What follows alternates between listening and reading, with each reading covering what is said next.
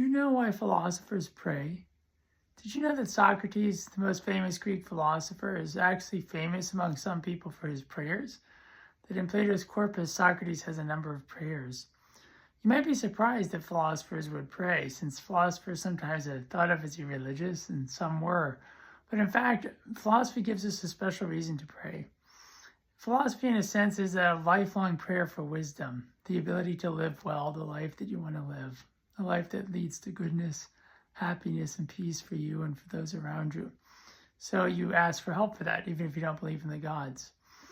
But philosophers pray in the tradition of Socrates for an even deeper reason. It teaches us to acknowledge whether you believe in God or a God or not. Prayer is actually an energy that teaches you to relate to the world and the things you depend on in a more deep way. It cultivates gratitude. And the practice of prayer is one of the most mysterious practices in many mystical traditions. Prayer is a very deep thing. What really is it? And it has something to do with the human being communing with itself and coming to understand itself, that even in very difficult circumstances and in very joyful circumstances, you can connect to the energy of life because we didn't make ourselves alive. So even if you don't believe in any divinities in the traditional sense, I argue in all of my work, we can all at least recognize that we're alive and acknowledge we didn't make ourselves alive and express gratitude every day for life, that life is a treasure that we're part of and that we can share, and that we can give energy, which is a type of prayer to share energy with others. And so I hope that my energy here communicates to you blessings and goodness.